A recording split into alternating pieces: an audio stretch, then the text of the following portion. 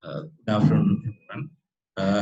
I warmly welcome you all for our monthly clinical session uh, conducted by the College of Specialists in Rheumatology and Rehabilitation, Sri Lanka. To start off today's program, I would like to invite Dr. Suren de Silva, Senior Registrar, Rheumatology and Rehabilitation at Rheumatology and Rehabilitation Hospital, Ragama, to do his critical analysis of this paper, the cardiovascular safety of Febuxostat and Allopurinol in patient with Gout. Over to you, Suren, to start now.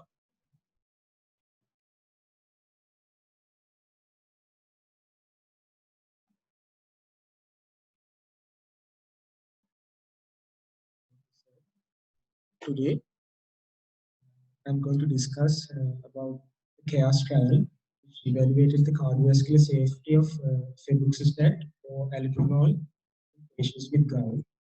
So, this paper was published in the New England Journal of Medicine in 2008. It concluded in patients with gout and major cardiovascular coexisting conditions, Febuxostat was non-inferior to allopurinol with respect to rates of adverse cardiovascular events. However, the all-cause mortality and cardiovascular mortality were higher with Febuxostat.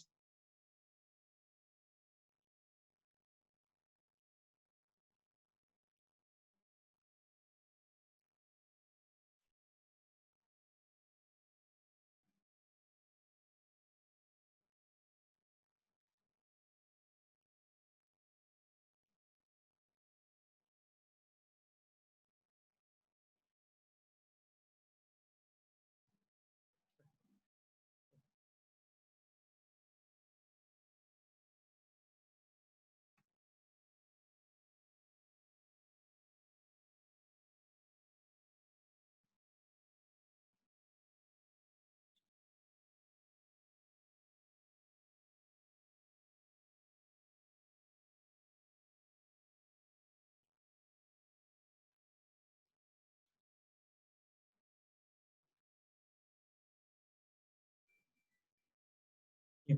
Uh, the all-cause mortality and the cardiovascular mortality were higher with Febuxostat than with allopurinol. When we are analyzing a paper, there are a few broad aspects that we have to consider. They are whether the results of the study valid, what are the results, and will the results help locally. If we consider the validity of the study, there are few aspects that we have to address. One is, did the trial address a clearly focused issue? Was the assignment of patients to treatments randomized? Were the patients, healthcare workers, and study personnel blinded? Were the groups similar at the start of the trial? Apart from the experimental intervention, were the groups treated equally? Were all of the participants who entered the trial properly accounted for its conclusion? I will be going one by one. First, if we consider the background of the study, as you all know, cardiovascular risk is increasing patients with gout. Febuxostat is a non-purine inhibitor of xanthine oxidase. It is used for the management of hyperuricemia in patients with gout. It inhibits both the oxidized and the reduced form of xanthine oxidase. It increases the formation of urine. During its development, that was compared with placebo and the pre-existing drug, which is the allopurinol. And it was found during the clinical trial that there was more cardiovascular events with regards to febuxostat compared with allopurinol. So, made the background for the CHAOS trial to evaluate the non-inferiority of cardiovascular events with regards to major cardiovascular events with regards to to be compared with alcohol. So, so if we consider this issue of major cardiovascular events, The trial is focusing trial had addressed a clearly focused issue, and was the assignment of patients to treatment randomized.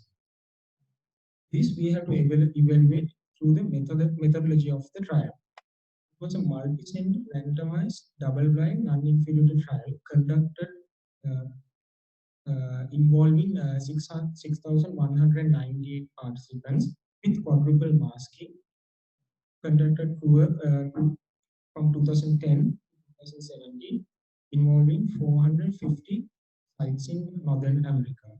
And patients were randomized according to one-to-one fashion, either to receive Febuxostat once daily or Allopurinol once daily.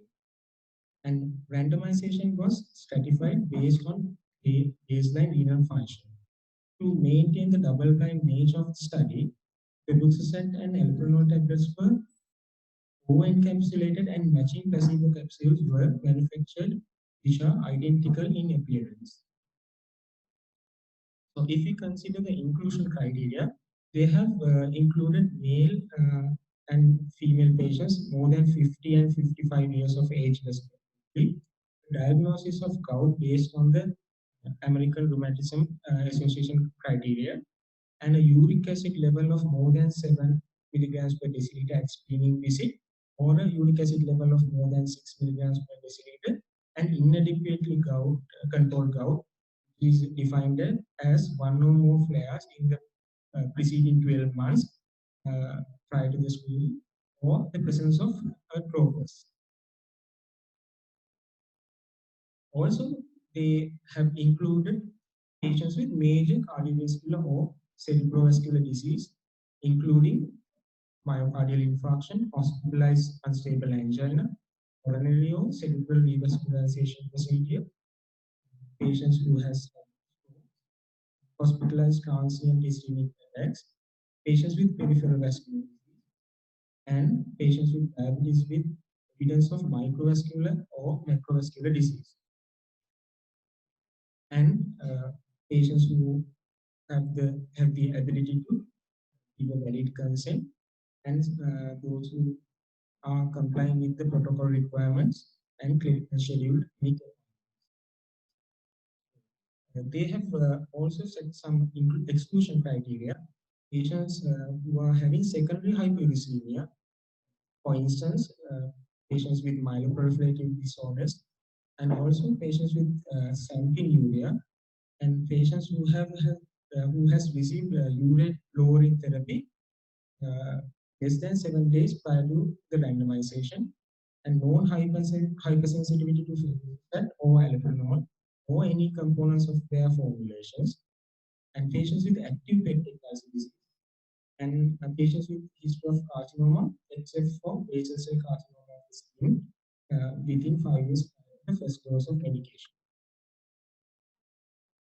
Also, there are some other exclusion criteria, such as myocardial infarction or stroke within 6 days prior to screening, liver transaminases greater than 2 times of the upper limit of normal, and patients who are alcohol or substance dependent patients within 5 years prior to the screening, and patients who have taken the investigational drug within 30 days prior to the screening, who has previously received the study drug present study, and patients who are whose EGFR is less than 30, and a history of hepatitis B, hepatitis C, or retroviral infection, and if the patient is a study site employee or an immediate family member of the study site.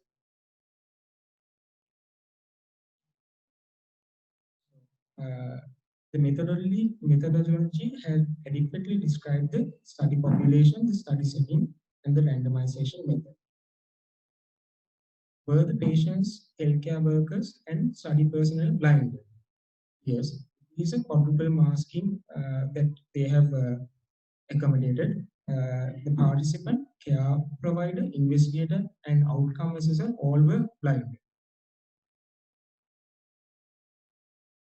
Were the groups similar at the start of the trial?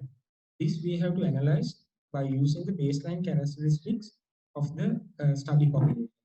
You can see in this graph, there are several baseline characteristics such as the age, distribution, the duration of gout, and the baseline serum urate level, presence of tophi, BMI, and the ethnicity, almost similar in both groups.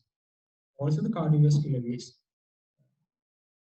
that is also similar in almost similar in the both groups, as well as the EGFR.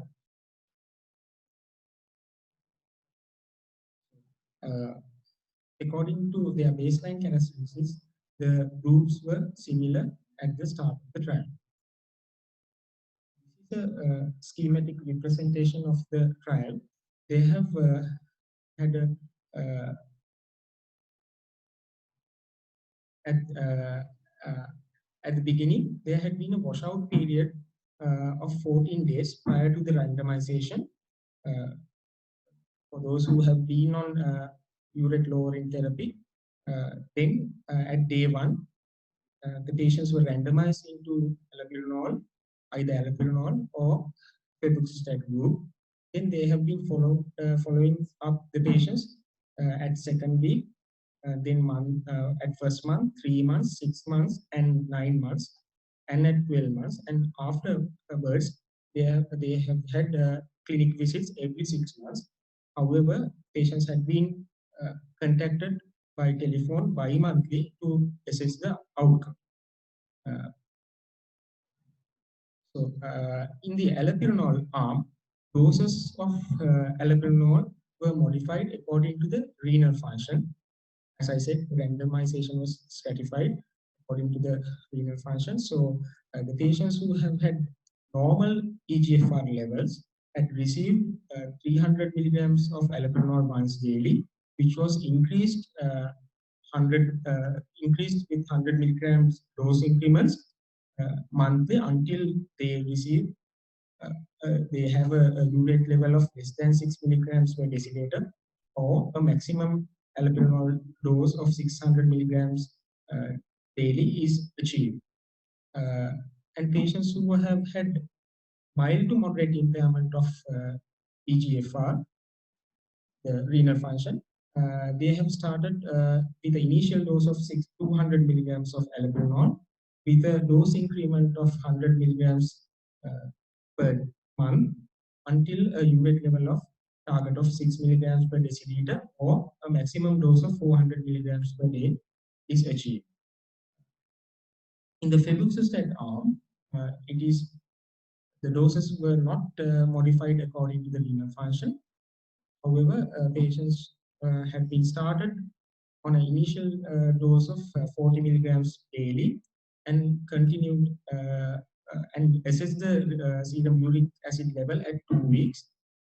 If the serum uric acid level did not reach the target of 6 milligrams per deciliter, they have increased they have doubled the dose of Febuxostat to 80 milligrams per day and continued it for the rest of the trial.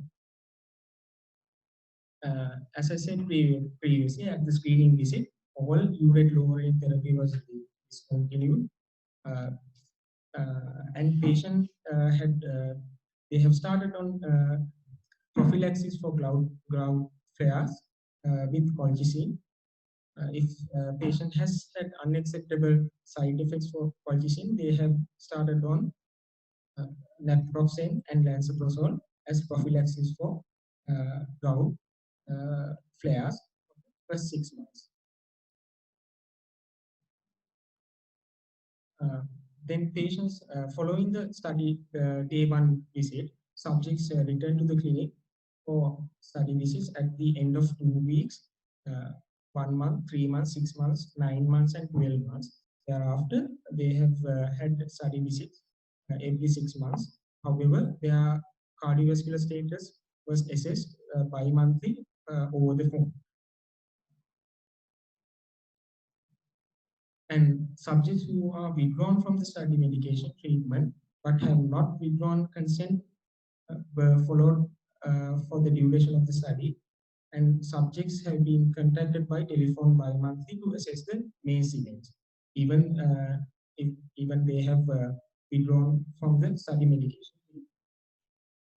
So aside from the experimental intervention, the groups had been treated equally. Were all the patients who entered the trial properly accounted for its conclusion? As you can see in this graph, there had been 6,198 patients who have been randomized to Febuxostat and Allopurinol, and there a significant amount of significant proportion had been discontinued the study drug. In the Febuxostat arm, as you can see, 57.3 patients have discontinued the study drug, and in the Allopurinol, almost a similar percentage of 55.9 patients have discontinued the study drug. The Febuxostat arm, 45% of the patients have discontinued study visits, and in the Allopurinol arm, 44.9% patients have discontinued the study visit. So there is a significant amount of dropouts from the study. So overall, 56.6 patients had discontinued study trial treatment prematurely. However, the rates of premature discontinuation were similar in Febuxostat and Allopurinol group. They are 57.3 and 55.9 respectively. If we consider whether all the patients were entered the trial properly accounted for its conclusion, we can conclude that it is not so, because there had been a large number of patients who had been discontinued the study drug. If we consider the results, there are several aspects that we have to take into account. One is how large was the treatment effects, what outcome were under that, what outcome were measured, is primary outcome clearly specified, what results were found for each outcome, is there evidence of selective reporting of outcomes, and then we will go on to how to see whether what are the confidence limits and were they statistically significant. So the primary objective is of the trial was to compare the risk of predefined major adverse cardiovascular events during treatment with Febuxostat and Allopurinol in subjects with pre-existing cardiovascular morbidities, hyperuricemia, and gout. And the primary endpoint was the MACE events. MACE events are the major adverse cardiovascular events, which is a composite of cardiovascular death, non-fatal MI, non-fatal stroke, unstable angina requiring urgent coronary revascularization. And they have had secondary objectives. One is the study the efficacy of Febuxostat compared with Allopurinol in the management of gout flares, and the resolution of profile in subjects with cardiovascular morbidities, hyperuricemia, and gout.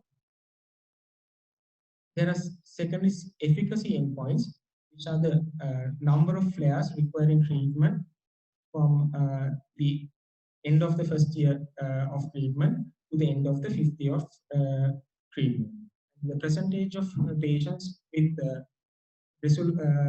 profile resolution at the end of fifth year.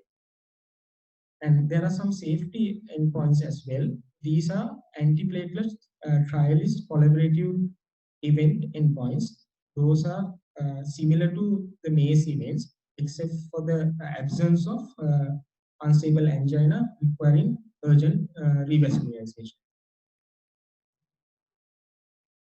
They have analyzed it using Cox proportional hazard models stratified according to the baseline renal functions, and the determination of non-inferiority of Febuxostat to Allopurinol required a predefined non-inferiority margin, which was 1.3.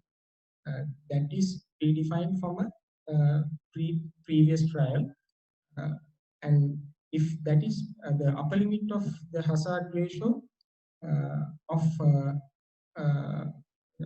the major adverse cardiovascular events comes comes below 1.3, the non-inferiority is established. As I said below, it was planned that the upper boundary of the one-sided confidence interval of the hazard ratio was less than predefined 1.3, the inferiority margin, non-inferiority margin. In the interim analysis, the trial would be stopped since the non-inferiorities of febuxostat over allopurinol with regards to cardiovascular risk would be declared. That was established during the interim analysis. At 75% of the analysis, the hazard ratio was 0.99 and the upper boundary of confidence interval was 1.23, is less than 1.3. Therefore, the non-inferiority was established.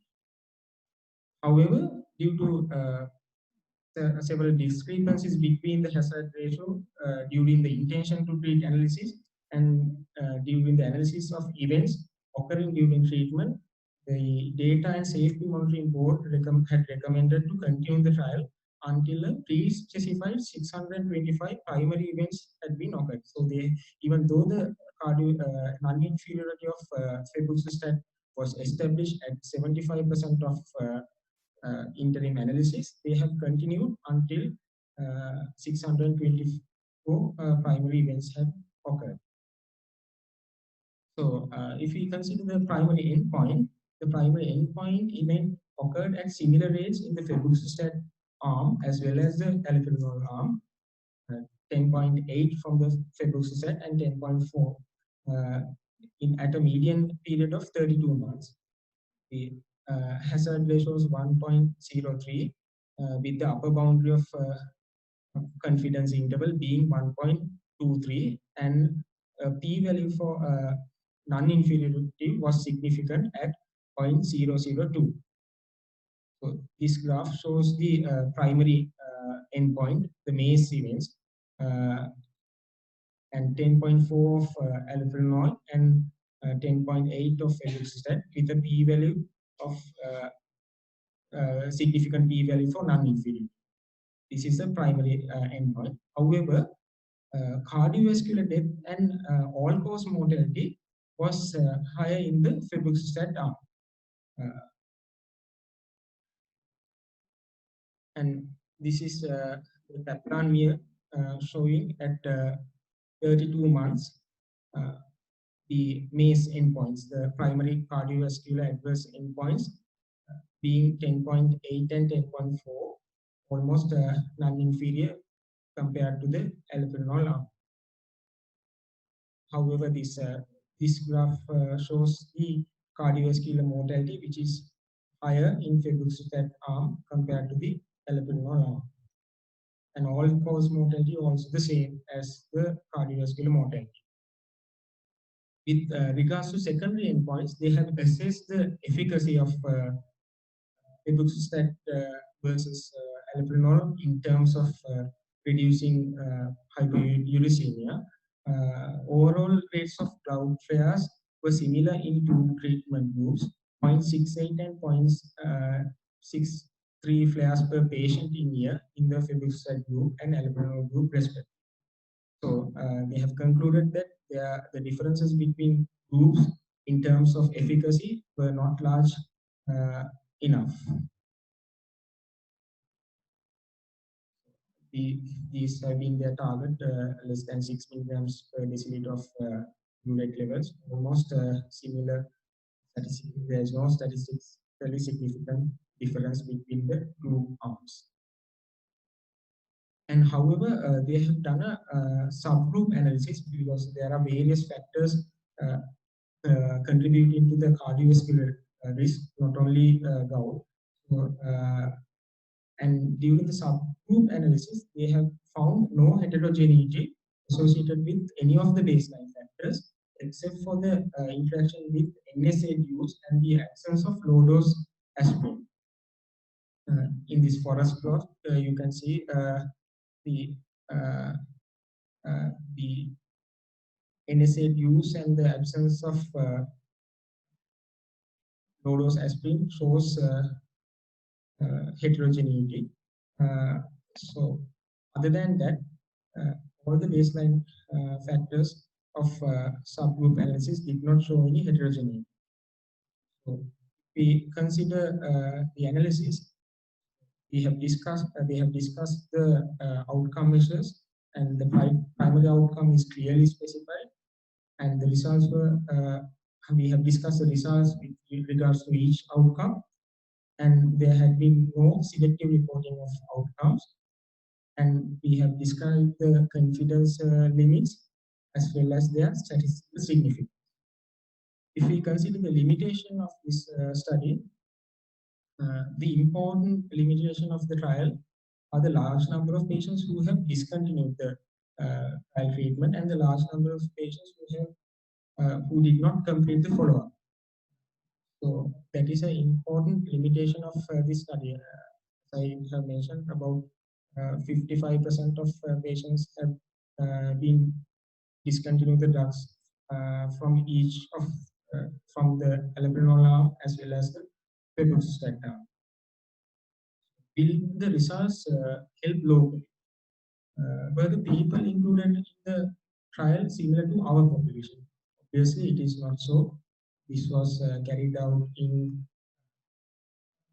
several centers of Northern America.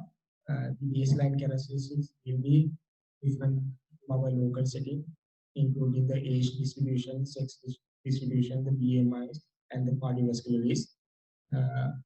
And was the study and follow-up of an appropriate duration for the disease state and the intervention under review? Yes, they have met the 624 cardiovascular events, so we can consider it as yes. Does the setting of the trial differ from our local setting? Yes, we can conclude that our local setting has different various differences between when we compare the studies. And could the same treatment be provided in our local setting? Yes, we could provide febuxostat, but there are some limitations. Do the benefits of this treatment outweigh the risks and cost? Since the all-cause mortality and cardiovascular mortality is higher in the febuxostat arm, we can reasonably assume that febuxostat does not have a benefit over allopurinol with regards to the cardiovascular mortality and the all-cause mortality, and also it is the cost of the febuxostat is also is higher than allopurinol.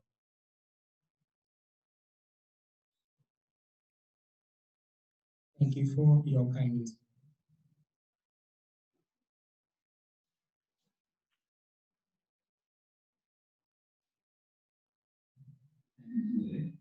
Any questions? Did they stop the trial point because they were higher?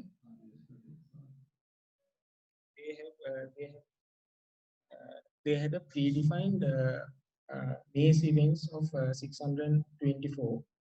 So they had to continue until that number of base events were met. They did not prematurely stop the trials. Not continue the trial. About the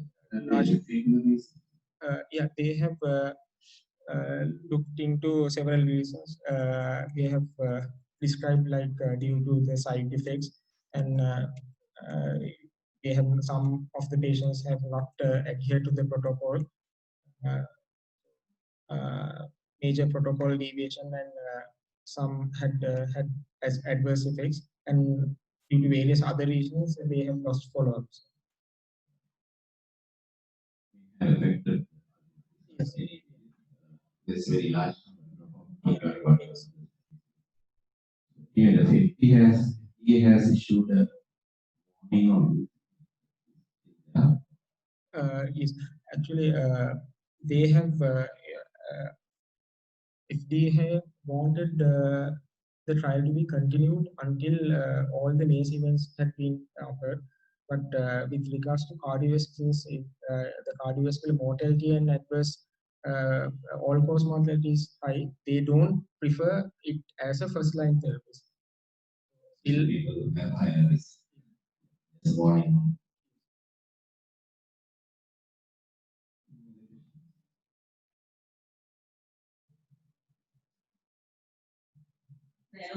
Allopurinol 600 also patients said my uric acid levels is started on that, but patient develops chest pain and needed to stop the patient while awaiting CABG. But after that, with allopurinol, the chest pain was okay.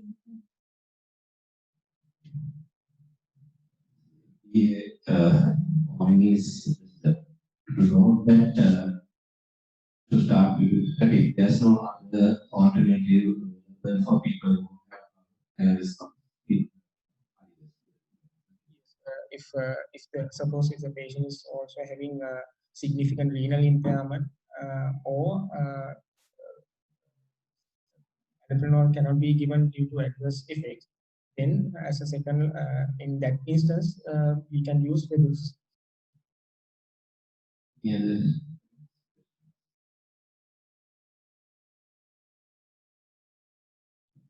thank you, sir.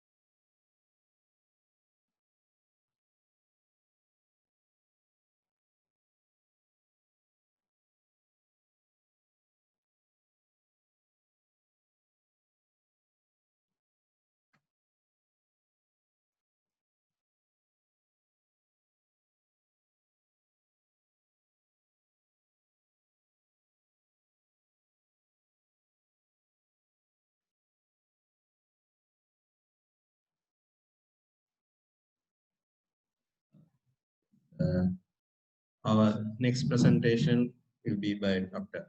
Asanka Nugaliyadde, who is the consultant rheumatologist at the hospital Matale. Thank you, Asanka, for coming all the way. So she'll also do some with some case-based discussion on gout. Crystal clear.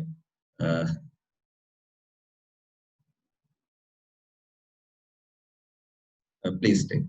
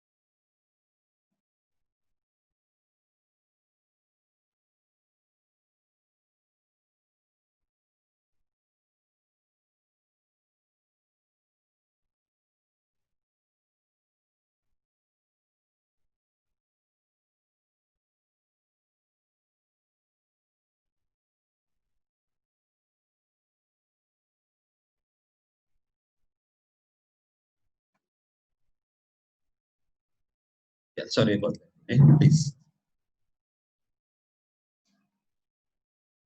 Thank you, sir. Good afternoon, everybody. Today I'm going to discuss or give you an overview on gout while presenting few of my patients whom I met during my clinical career. So what is gout? Gout is also known as monosodium urate deposition disease. So when the extracellular fluid is saturated with urate, we call it hyperuricemia, which is defined as serum urate levels more than 6.8 milligrams per deciliter. It tends to deposit as crystals. When this is deposited, and when these crystals are deposited in joints, bones, and soft tissues, call it as the patient is having gout.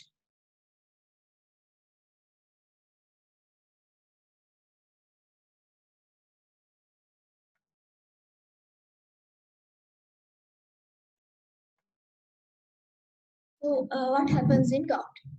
So there are certain metabolic and genetic factors that causes hyperuricemia. So this could be either overproduction or underexcretion, which I will get back to later. So when there is hyperuricemia, that is when the extracellular fluid is saturated with monosodium crystals, monosodium urate, it becomes it forms into the insoluble state, which causes the monosodium urate to deposit as crystals. So these gets deposited in soft tissues and bones and certain tissue. So when this happens, there is an inflammatory reaction which occurs in response to this. So it involves recruiting a lot of neutrophils, which end up with the phagocytosis of these crystals. Sometimes these deposited crystals occasionally from time to time gets released. So when this happens, then again an inflammatory reaction is initiated. Then that will result in acute gout flares. So when there is chronic deposition of this crystal, they are recognized as foreign bodies. So there's a foreign body granular matters inflammation occurring around these crystals. So when a lot of crystals collect and the granular matters inflammation surrounds these crystals, the gouty tophi are formed.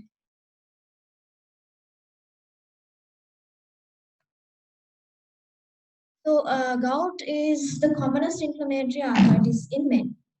So as you know, the urate levels tend to be higher in males than females. So with that is premenopausal females due to hormones. So once the females reach menopause, their urate levels tend to be high as in males. And the urate levels are generally low in children, and you rarely or hardly see gout unless there are these rare genetic disorders. So the prevalence of gout is rising. That is due to the lifestyle changes. The prevalence in USA was estimated recently as 3% of the adult population. But the global prevalence, a study done in 2010, was found to be 0.08%.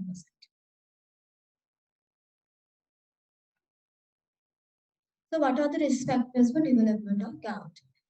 So as I said, hyperuricemia can result from either increased urate production or reduced urate clearance. So the factors that cause increased urate production, there are genetic disorders like Lesch-Nyhan syndrome. That is a condition where we find children having gout. And then glycogen storage disease one, and there are a few others. And the clinical disorders, like where there is a lot of cell breakdown, that is myeloproliferative or lymphoproliferative diseases, hemolytic diseases, psoriasis, and malignancies. And certain drugs and diet can cause that is increased production of urate, that is ethanol and cytotoxic drugs.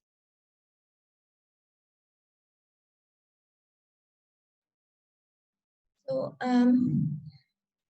what are the causes for decreased urate clearance? So as you all know, chronic kidney disease can cause a reduction in urate clearance and obesity, and there are certain genetic factors, genetic conditions, and then the drugs and diet.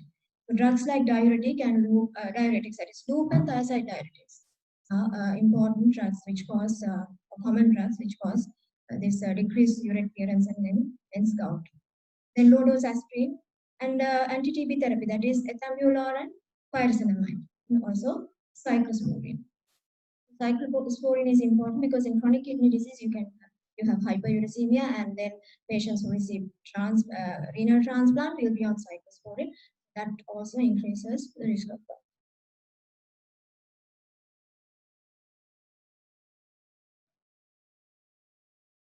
So gout can manifest in different ways. So there is the common acute gouty arthritis, and then you can have a chronic gouty arthropathy, and then tophaceous gout. And rarely, gout can cause other clinical scenarios like paniculitis.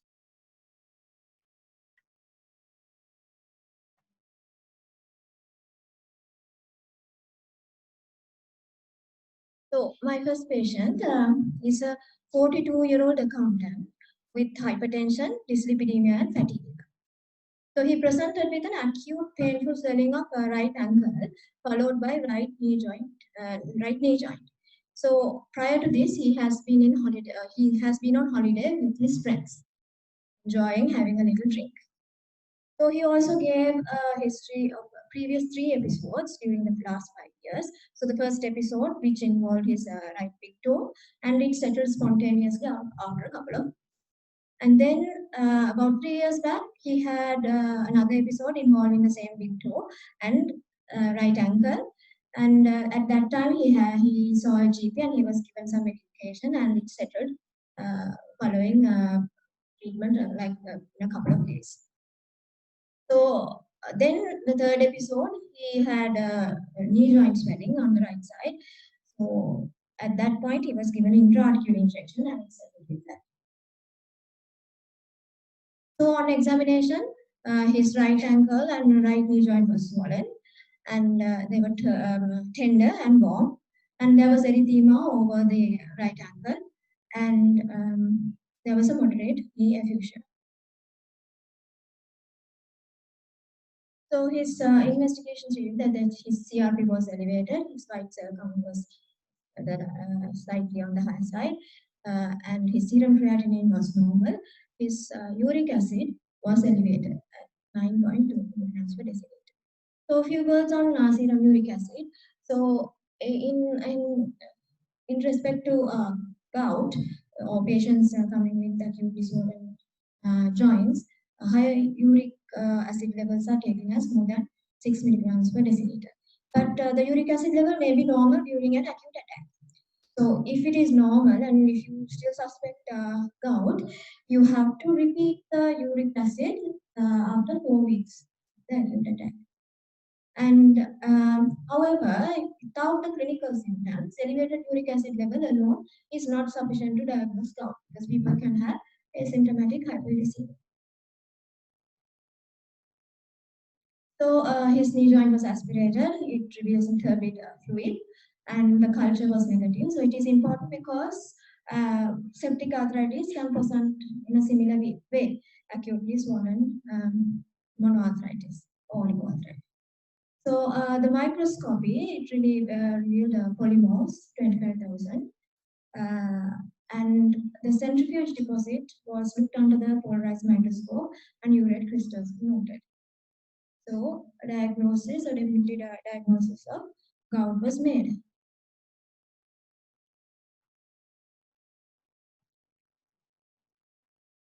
A few words on synovial fluid aspirate in gout. So you need a fresh sample that is taken within 24 hours, and it will reveal an inflammatory type of effusion. And WBC count will be between 10,000 to 100,000, and mainly polymorphs. And then if you look under the polarized microscope, you will see negatively birefringent needle-shaped crystals. But the problem is polarized microscopy is not readily available.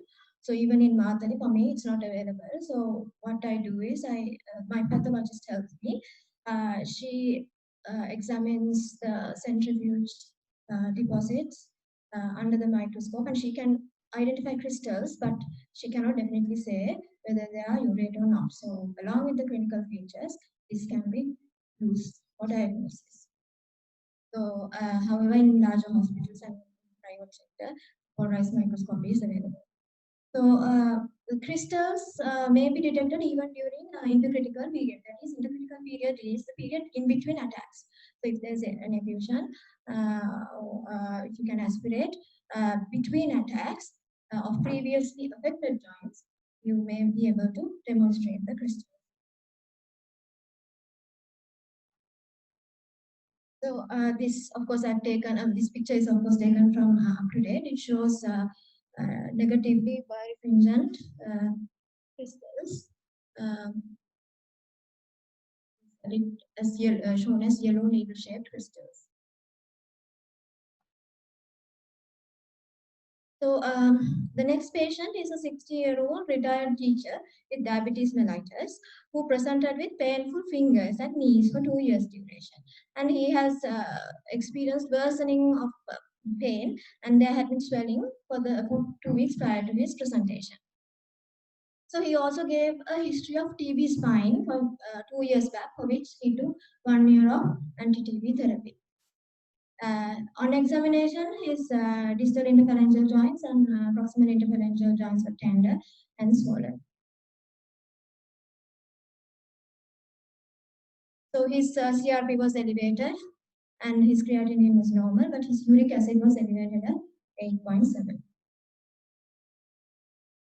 So these are his X-rays. If you look at his proximal interphalangeal joints, you can see some punched out lesions with overhanging edges, and in some the middle phalanx and the distal phalanx of certain fingers. Sorry, I don't have a pointer. And his knee shows subcortical cysts. So in the absence, and of course he had risk factor. His gout had started when he was started on anti-TB therapy, which is known to cause precipitate hyperuricemia. So in the absence of with demonstration, we of course diagnosed gout in this patient and treated, and he responded well. So the other thing is the joint involvement in gout. So gout tends to affect joints which have previously been damaged. So usually the gout involvement is mainly seen in lower limb joints, large joints, but the small joints like the PIPs and PIPs can be affected in patients who have maybe osteoarthritis, like osteoarthritis.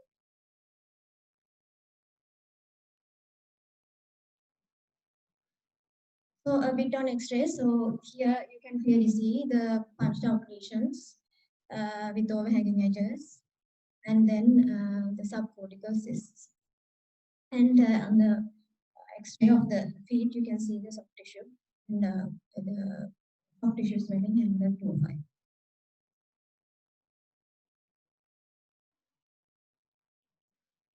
So this patient had a polyarticular gout flare with a chronic polyarticular gout arthropathy. So it is the polyarticular gout flares are rare as a first presentation or at the onset, less than 20%. So common, but however, polyarticular gout flares are common in later stages of the disease when it is left untreated with multiple recurrences. And they tend to have when the gout becomes chronic and the symptoms tend to appear even in between flares. At this stage, you can have polyarticular gout flares. And polyarticular gout flares are also commoner when the gout is associated with myelolymphoproliferative diseases or in transplant patients on cyclosporin treatment. So chronic gouty arthritis. So this occurs in untreated patients when the deposition continues, when the monosodium urate deposition continues. So what happens is the interval between flares reduce gradually, and then patient starts to develop symptoms in between flares, and then there is continuation of deposition of crystals, and there is damage in between flares, damage to the joints.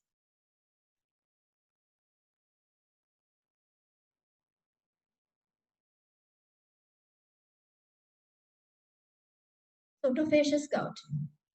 This affects soft tissue surrounding joints, maybe tendons, bursae, articular bone, cartilage, ligaments, and ears. This causes inflammation and destructive changes. As I told earlier, the gouty tophi are deposited crystal material surrounded by chronic granulomatous inflammatory mass. So this can show under the skin as a yellowy white chalky precipitates. Can even cause dactylitis.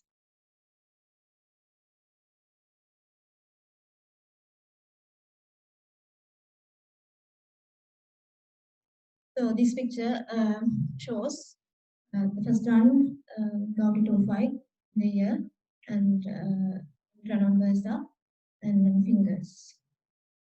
You can see the yellowy material in the skin. So the third case is a 56-year-old carpenter. This patient, of course, I saw in UK. He was a heavy drinker.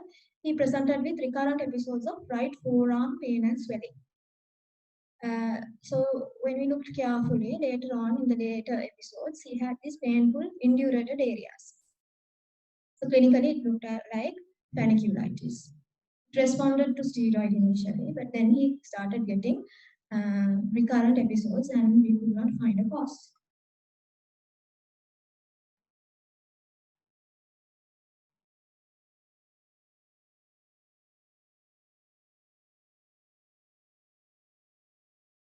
So his uric acid was elevated, very much elevated, and then did the biopsy, and the biopsy showed this monosodium urate crystals causing panniculitis. So it's a case of gouty panniculitis, which is not a very common one, quite rare.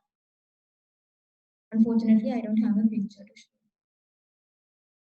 So how do we diagnose gout? So the gold standard or the definitive diagnosis is by demonstration of negatively birefringent crystals in synovial fluid. But however, as I said, we may not be able, we may not have access to polarized microscopy readily. We can use the supportive, we can use other supportive information like the clinical features, high serum urate, and imaging. So synovial fluid aspirate, we spoke about it earlier. And then serum uric acid, as I said, in the setting of the acutely swollen joints, so we take 6 milligrams per deciliter as a. And then the imaging, the classic imaging findings, if they are supportive, we can make a diagnosis. So that was X-ray, and in ultrasound, if you look at the previously affected joints, this we can see something called the double contour sign.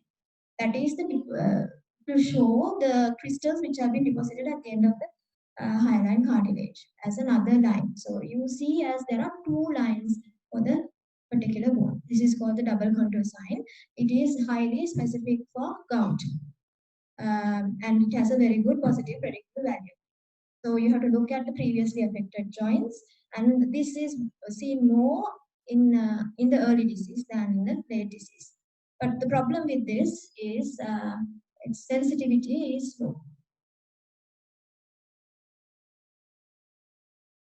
And we can also use MRI and CT scanning. CT of course will show deposits and the bony changes. So it is sensitive and specific. So MRI has a very good sensitivity, but however, the similar changes can be seen in other arthritis. Specificity is low.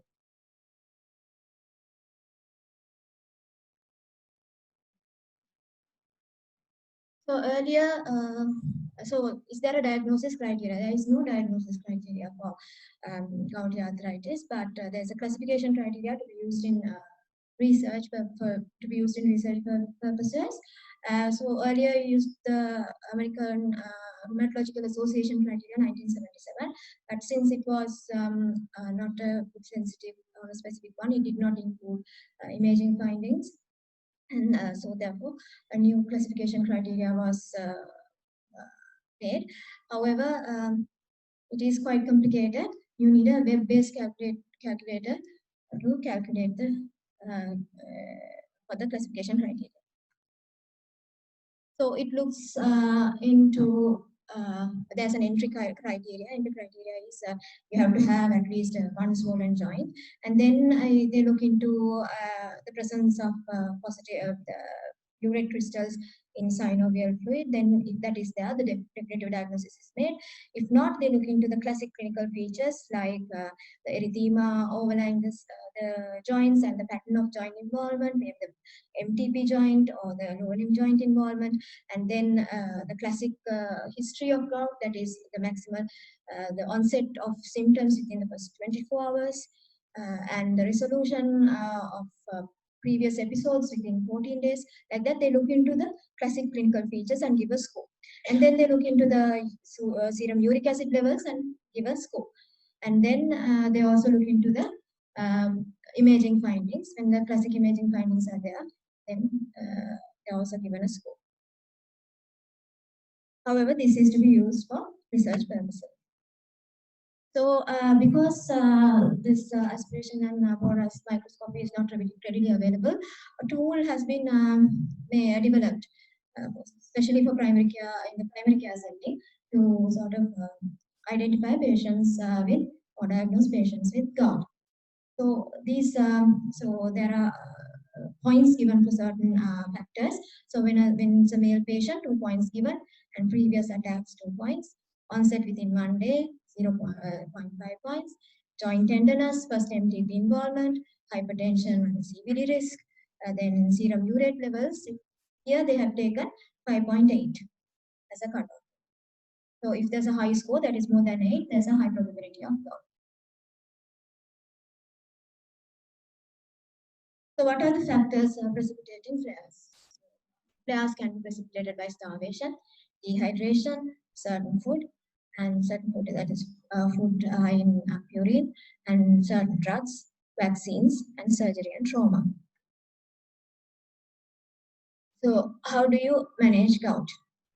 So management involves management of acute flares, then the lifestyle modifications, and urate lowering therapy. Management of acute flares. You can use NSAIDs, steroids, colchicine, and also there are novel therapies like anakinra, an IL-1 inhibitor. NSAIDs, we have to use potent NSAIDs in their full dose. For example, like naproxen 500 milligrams twice daily, or indomethacin 50 milligrams 3 times daily. This is mainly for younger patients who do not have chronic renal disease, kidney disease, or GI disease. So you have to continue this until the symptoms settle, and then further for a week or so.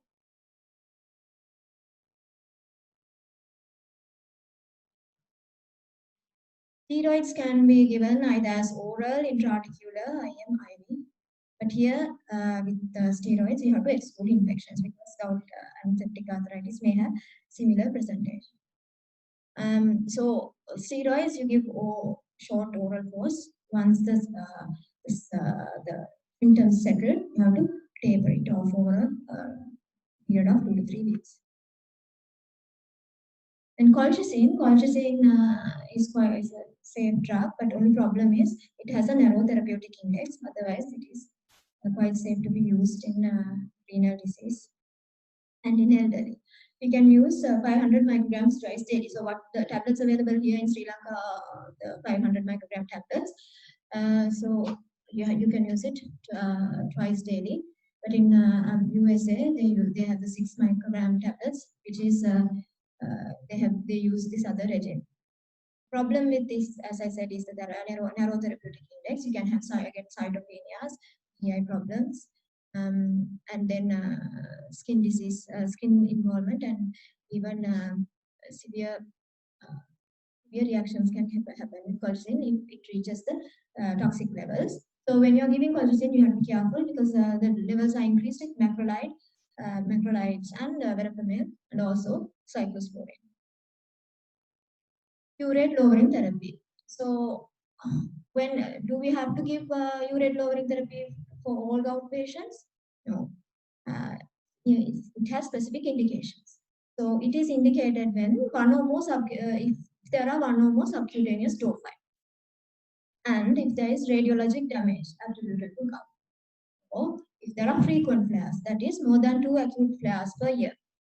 And also for patients who has had more than 1 flare but infrequent, that is less than 2 flares per year, but who have CKD or whose urate levels are more than 9 milligrams per deciliter. And also for patients who present with their first flare with serum urate levels more than 9 or CKD stage 3 or stage 3 or above or urolithiasis. So the choice of agents, allopurinol as the first line, even in moderate to severe CKD. As discussed in the journal club earlier, allopurinol is safest, but you can use Febuxostat if they are intolerant to allopurinol.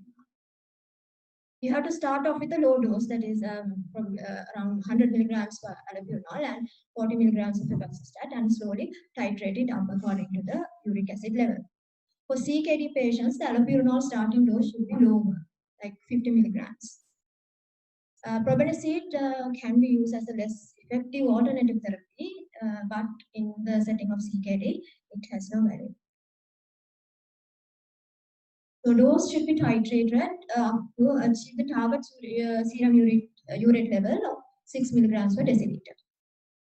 You have to give concomitant anti-inflammatory therapy or colchicine to be continued until 3 to 6 months of initiation and stabilization of the urate lowering therapy. And if you don't do that, you can precipitate acute gouty flares. So how long to give urate lowering therapy? If the patient is tolerating well, it should be continued long term, because if you stop the therapy once the target is achieved, most of them will go back to flares. So getting back to our cases, the pharmacological management for case 1. He's a 42-year-old patient. He has hypertension, dyslipidemia, fatty liver, and this was his 4th episode within 5 years. But he was not a frequent, he wasn't getting frequent flares. But his serum urate level was 9.2. Therefore, his acute attacks could be managed with NSAIDs, steroids, or even with colchicine. But he's a young man, can give him NSAIDs. And then, because even though he has infrequent flares, but because his serum urate level is 9.2, urate lowering therapy is indicated. So the pharmacological management of case 2 is a 60-year-old diabetic patient. He has polyarticular chronic gout arthropathy, and he had X-ray changes. So since he's a diabetic patient, either colchicine or NSAIDs, but colchicine was started. And urate lowering therapy, is it indicated? Yes, because he had X-ray changes. So other important factor with management of gout is lifestyle modification. So you should limit the intake of alcohol, mainly beer and distilled spirits, and limitation of dietary intake of purines, and weight loss when indicated. So the food with high purine content, so these food items should be avoided. Is liver, kidney, heart, then oily fish, mackerels, sardines, sprats, seafood like mussel and shrimp, crab, and yeast extract.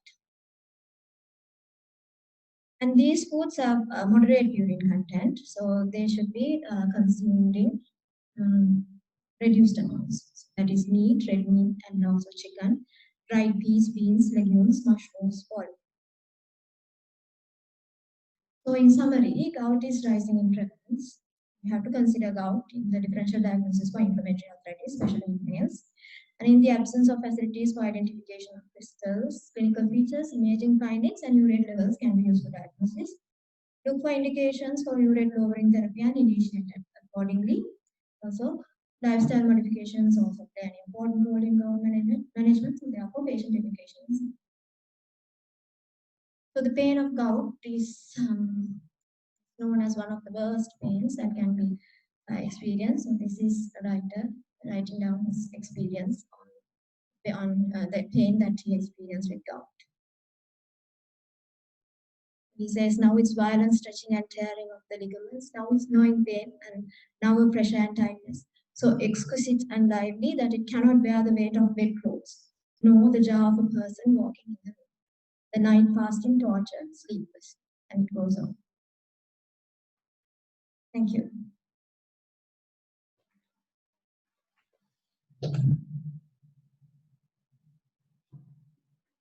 Thank you.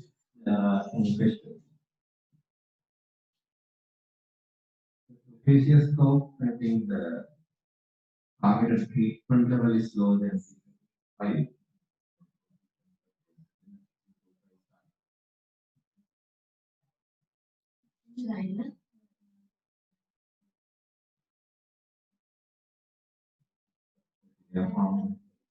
Yeah, one person I can cut off is 6 is develop. Any question? Thank you very much, Asanka.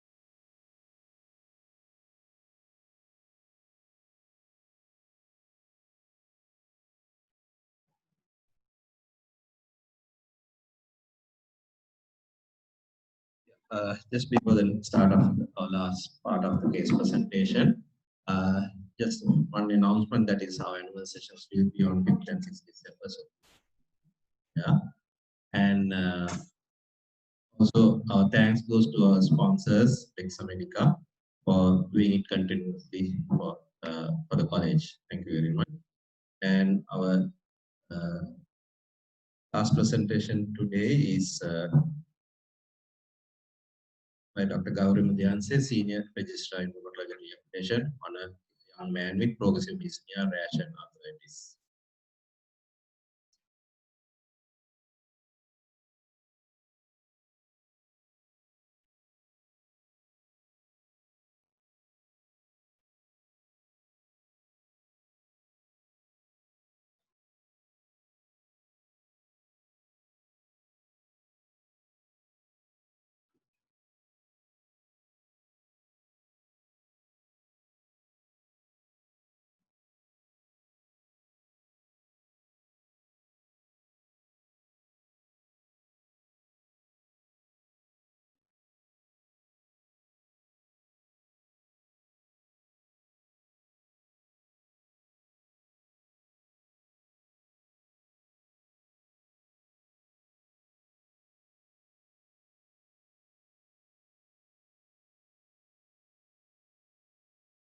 Over to you, Gowry. Thank you, sir. Good afternoon, ladies and gentlemen. Today I'm going to discuss a case that we have encountered. My topic is young man with progressive dyspnea, rash and arthritis, possible anti-MDF5 dermatomyositis. So I'll start with the history. This patient was a 36-year-old male who was previously healthy, and he's a carpenter and a father of one child. Initially presented to the dermatology clinic with recent onset rash over the knuckles of the hand, face, neck, and the back of the chest for 2 months duration with photosensitivity. And from the dermatology clinic, they have done the skin biopsy and referred to the rheumatology clinic. And same time, patient complained of symmetrical inflammatory arthritis of small and large joints for the same duration. And same time, he had puffy eyes. There was hair loss, but there were no oral or nasal ulcers. He complains of generalized myalgia, but there were no symptoms of proximal muscle weakness, such as difficulty in getting up from the squatting position or difficulty in climbing stairs. He didn't complain of dysphagia or symptoms of aspiration to suggest other skeletal muscle involvement, and he denied any heart failure symptoms. And he also complains of Raynaud's phenomenon, and he had a progressive exertional dyspnea for 2 months duration without cough or sputum production. And he denied intermittent fevers, but he had loss of appetite and loss of weight. No neurological symptoms and no urinary symptoms. There was no skin thickening, and other system inquiry was normal. No features to suggest underlying internal organ malignancy. Family history is not suggestive of any connective tissue disorders, and he is not exposed to chemical. He is a non-smoker and an occasional alcohol drinker. And we'll move to the examination. On examination, patient had a violaceous erythematous rash in the upper eyelid with lid edema.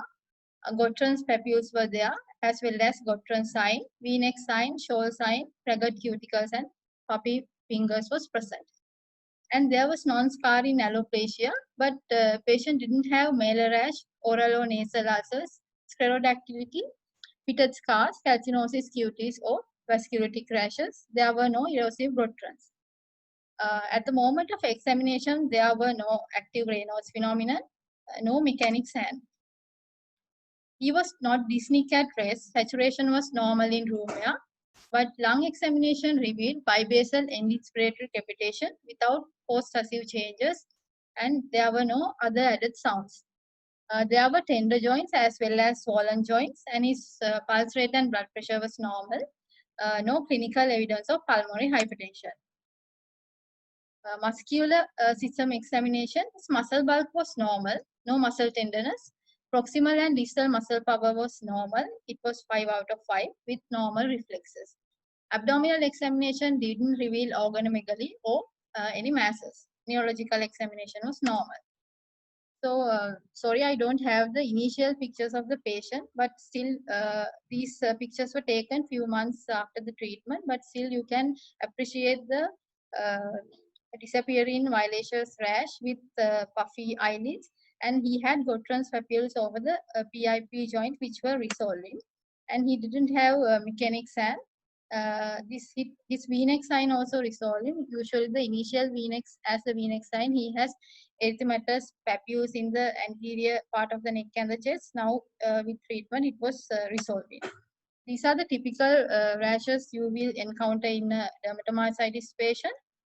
Although it's called as violaceous erythematous rash, in the dark skin people, usually the skin rash is much more darker than the red color. And these are the typical Gottron's papules appear over the knuckles. And sometimes in dermatomyositis, you can have tender palmar papules with or without ulceration. Usually they also occur at the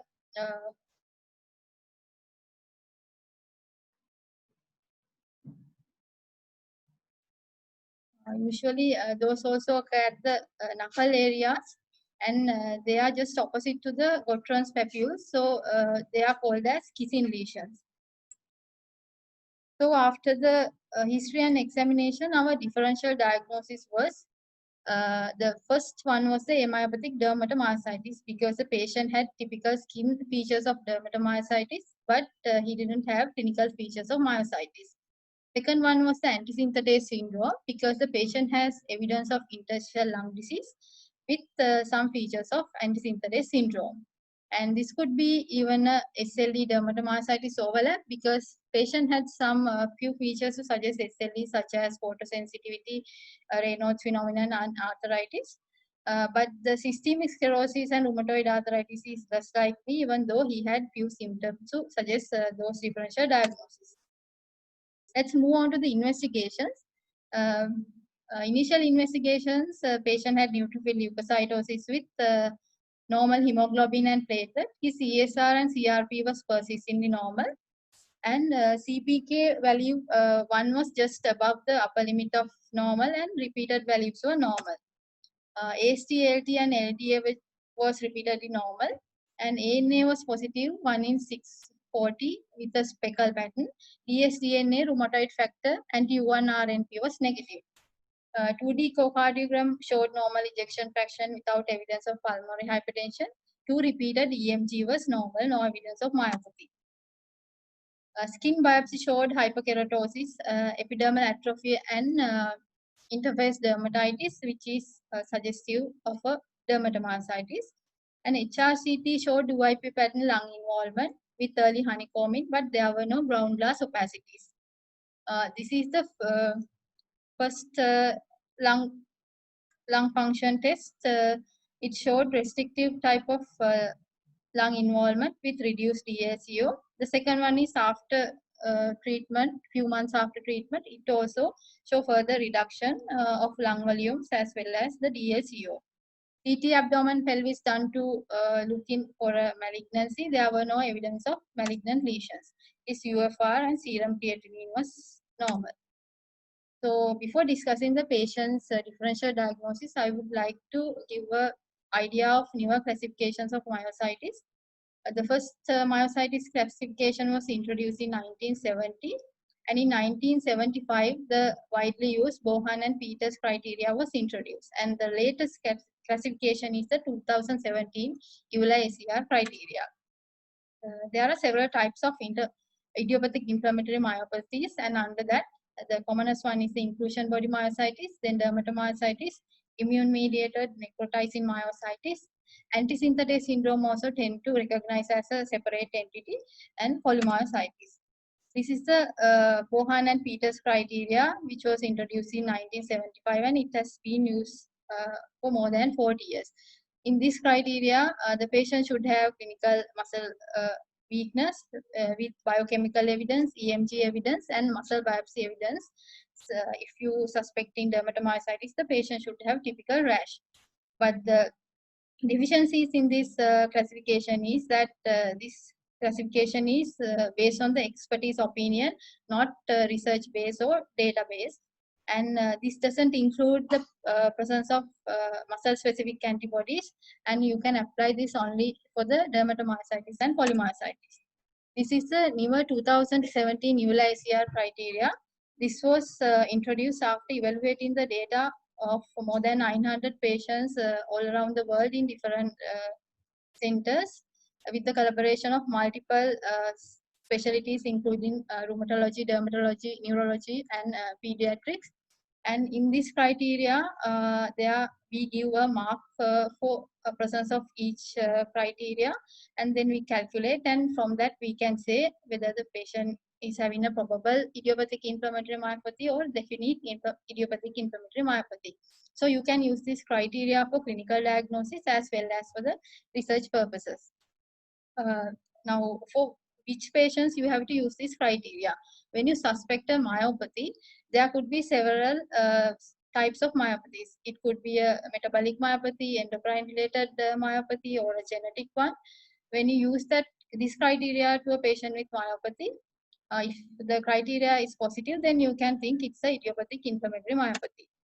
So if you suspect with that criteria patient is having idiopathic inflammatory myopathy, from this chart, you can further classify.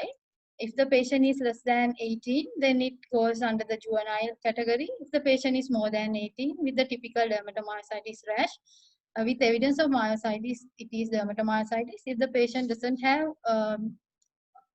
clinical or biochemical evidence of myositis, it is a myopathic myositis.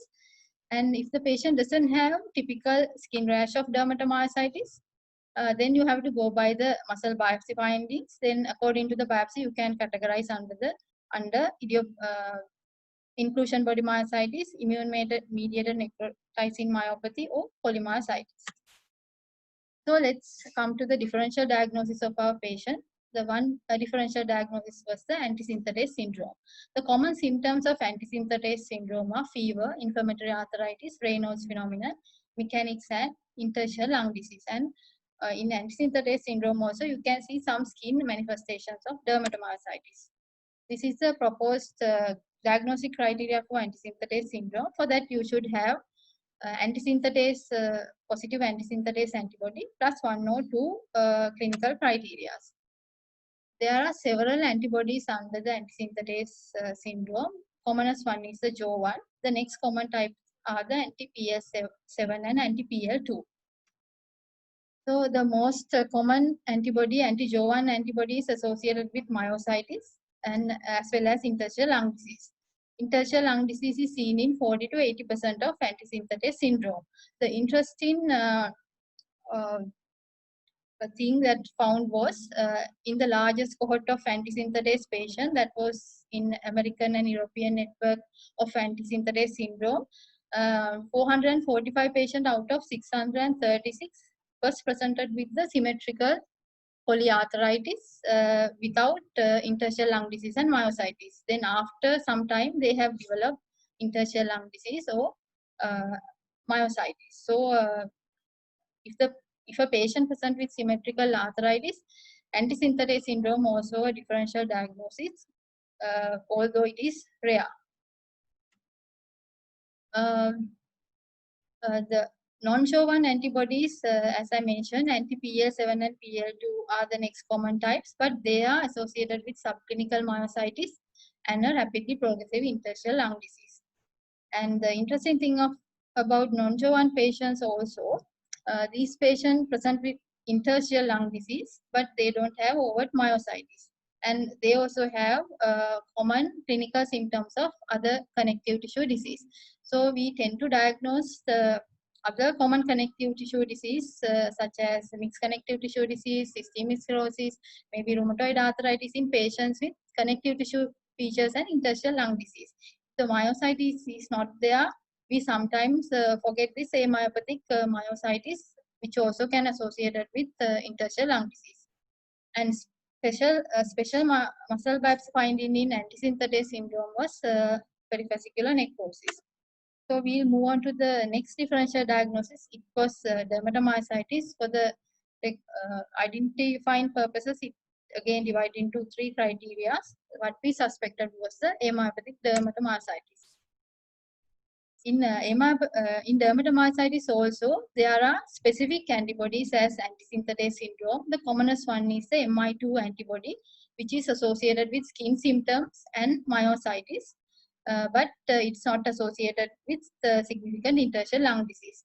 And other thing with dermatomyositis is it's associated with malignancies, and malignancy-associated antibodies are T1F1, TIF1 gamma antibody, NXP2 and SAE antibodies. These antibodies also associated with skin symptoms and myositis, and interstitial lung disease is less. If a dermatomyositis patient having interstitial lung disease, then it is less likely to be associated with malignancy. This NXP2 antibody is associated with severe calcinosis, and SAE antibody is associated with prominent skin symptoms than the muscle disease. Other antibody is the MDA5, that is melanoma differentiation association gene 5 antibody, which is associated with rapidly progressive interstitial lung disease, painful palmar papules, and inflammatory arthritis. And specific thing about this antibody is this is associated with the rapidly progressive ILD, but the skin and myositis symptoms. So what we suspected in our patient was anti-MDA5 dermatomyositis, and this antibody is seen among 10 to 48% of patients with dermatomyositis. Out of the positive patients, 50 to 100% was diagnosed as amyopathic dermatomyositis. And this antibody is commonly seen in Asian population, and first described in a Japanese cohort where the patients were presented with progressive interstitial lung disease without myositis symptoms. And totally different presentation was seen in Caucasian people at the Johns Hopkins Myositis Center. 11 out of 160 dermatomyositis patients were positive for MDA5 antibodies, and all of them had overt myositis, but they didn't develop interstitial lung disease. So therefore, the MDA5 category also can have different phenotypes, mainly based on the patient's race and the ethnicity. Common HRCT findings in the amyopathic dermatomyositis are ground glass opacities, consolidations, which can be associated with the NSIP pattern, and also they can have diffuse cellular damage. UIP pattern is usually rare. It is associated with the chronic form. Common symptoms of amyopathic dermatomyositis are painful palmar papules, which might ulcerate, inflammatory arthritis, Raynaud's phenomenon, non-scarring alloplasia, and rapidly progressive ILD. As you can see, it contains some common features of antisynthetase syndrome as well. When comparing the ILD of MDA5 antibodies and antisynthetase syndrome, MDA5 associated interstitial lung disease is rapidly progressive compared to the antisynthetase syndrome. So, what is the diagnosis of our patient? So, actually, in Sri Lanka, we don't have facilities to do this antibodies which are associated with myositis. So, we tend to diagnose the patient clinically. So, still the first most possible differential diagnosis would be the anti-MDA5 associated dermatomyositis, as I explained earlier. And the second possibility would be a non-Jovan antisynthetase syndrome. Usually the antisynthetase syndrome typically present with myositis. Since the patient doesn't have myositis, this could be non-Jovan associated antisynthetase syndrome, which is usually associated with a myopathic form with progressive ILD. So for these kind of diseases, there are no well-established treatment or clinical trials. We go by the case series and other published data.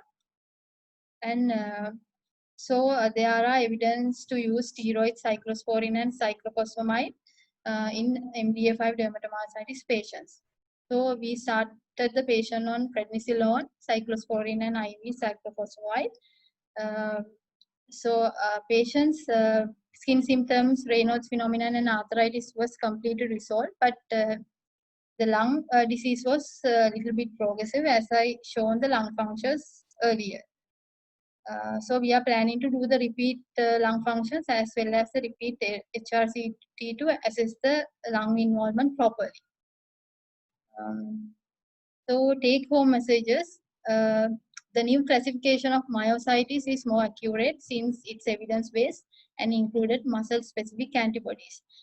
There are antibodies specific for both antisynthetase syndrome and dermatomyositis, which will give a specific phenotype.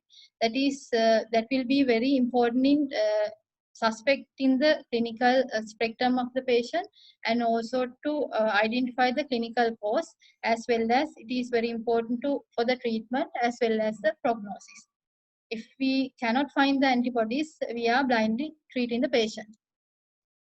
When a patient presents with symmetrical arthritis, interstitial lung disease, and other common symptoms of connective tissue disease without evidence of myositis, still you have to think of a possibility of amyopathic myositis with interstitial lung disease.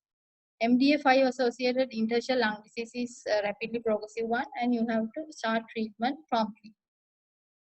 So these are my references.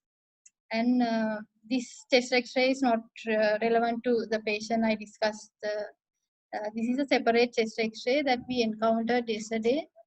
Since we thought it's interesting, my consultant wanted to show this chest X-ray to you all. This patient was 62-year-old male, referred from OPD to us with neck pain, and he's a smoker, and this is the chest X-ray. Can you see any abnormalities in this chest X-ray? When you see, you can see the difference in the haziness of the bilateral apices, where the left apical area there's more haziness, and in the first left rib, posterior side you can see a rib erosion, as well as the second posterior rib also not clear.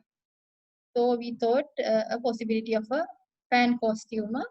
And the left side diaphragm also elevated, suggestive of a phrenic nerve involvement. Actually, this patient presented to us with the radicular pain in the C8 dermatome, and examination revealed C8 T1 muscle weakness with sensory involvement, and he had a left side supraclavicular mass and Horner syndrome as well. So just for interest, I showed that chest X-ray. Thank you.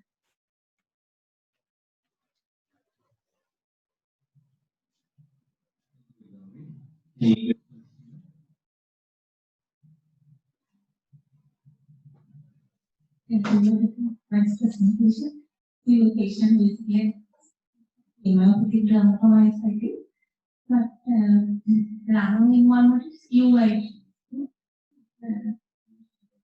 That is more common in anti-synthetase syndrome. UAB pattern. No, it's not. In the file associated anxiety is mostly like irene, anxiety, or diffuse and and other things he also didn't have this reverse water armor pattern, also called reverse water. She didn't have, but it's possible that myopathy profiles antibodies are done this here. Myositis profile, yeah. Private sector, standing private sector. Other things, usually these patients are very severe progression, MDA5, and if they don't respond to this, other treatment is tocotrienol. So the tocotrienol is effective for those patients who don't respond to this rapidly progressive lung involvement. But I think mostly this can be even anti-synthetase syndrome because UIP pattern takes completely.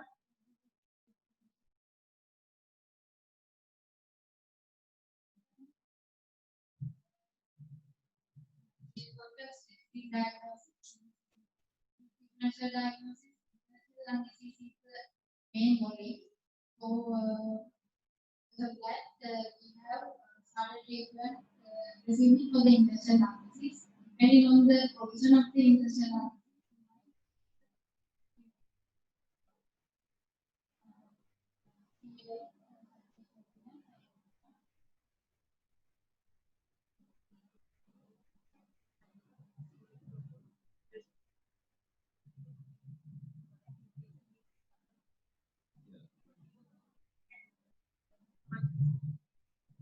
Our patients with dermatomyositis and TB, pulmonary disease. So when they are on high and nothing no response, you can start talking, but it's mainly for this NDA file association, not for the.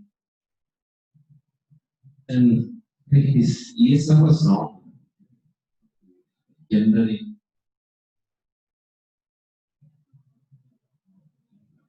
in the lung. Also, the initial more fibrotic changes because it has developed. And fibrotics may have a place in this.